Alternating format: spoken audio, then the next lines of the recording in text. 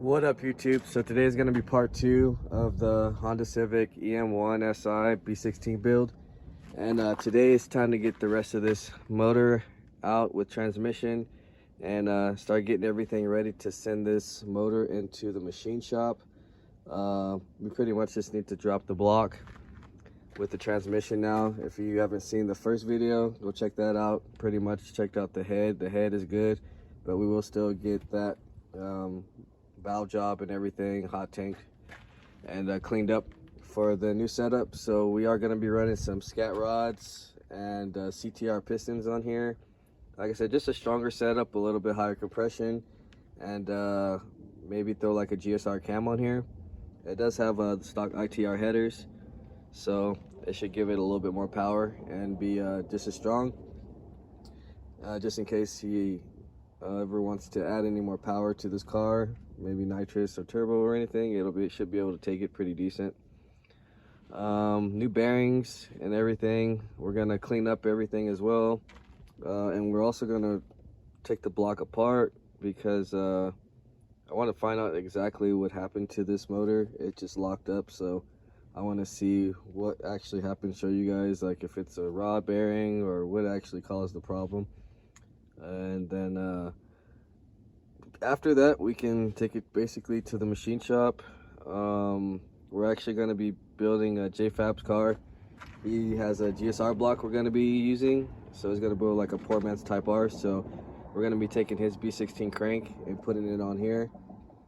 If this crank is no good, most likely if it has scarring, we won't be using it or anything. So we'll see once we get this thing apart. Right now, I'm going to just start getting to the wiring and getting it all out the way. So pretty much just taking this out.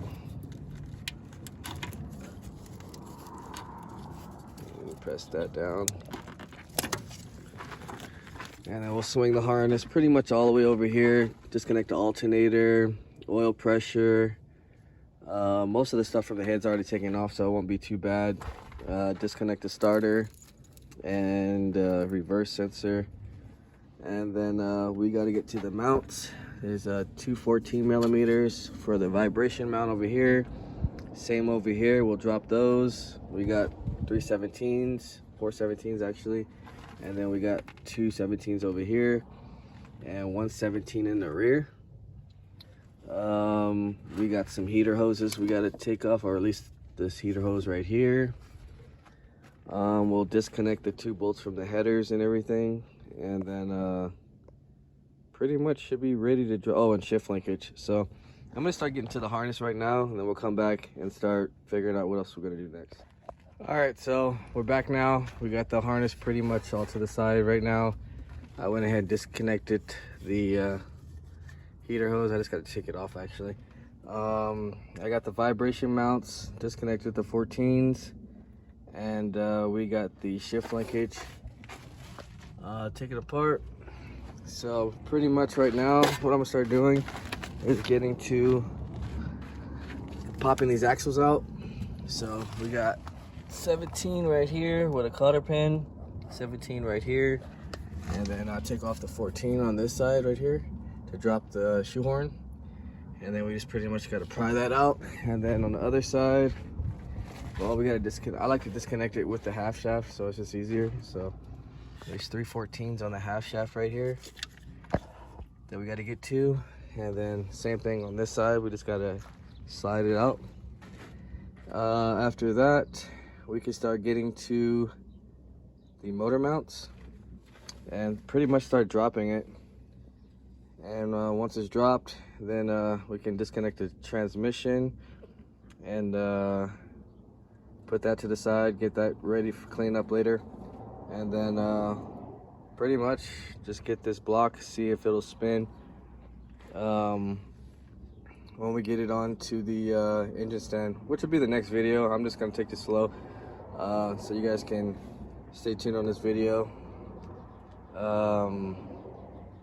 Yeah, so pretty much gonna just knock those out so we can start getting this thing dropped out, disconnect the transmission, and then that'll pretty much be it for this video.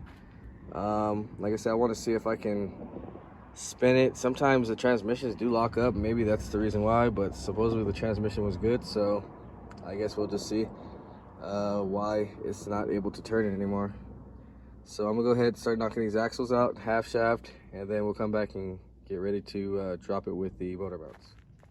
All right, so we got our axles out, half shaft is out, suspension is pretty much taken apart. Next I think we can start doing is getting to the actual motor mounts. So 17 in the rear, got two 17s over here, three 17s over here. We'll get ready to drop these out, and then once the motor's dropped out, we can start separating the transmission, and then we'll go ahead and finish up this video. All right, so B16 out, and now it's pretty much time to start separating the block from the transmission. So we got 17s around here. I believe we got 14s right here. Take the starter off. And then a 17 on the T-bracket. 17 right here. 17 right here, 17 right here. And this thing should be pretty much ready to separate. So I'm gonna go ahead and knock this out real quick, and then we'll come back and end the video. All right, so transmission is out. It actually spins really good, so there wasn't no problems with that. I did try turning the engine, and it's still locked up. So next video, we'll be taking it all apart, figuring out exactly what happened, get it up on the engine stand, and completely take it apart, and start getting everything ready to take to the machine shop. So that'll pretty much be it for this video. If you haven't, like, share, subscribe, comment, let me know what you guys think. See you guys on the next video.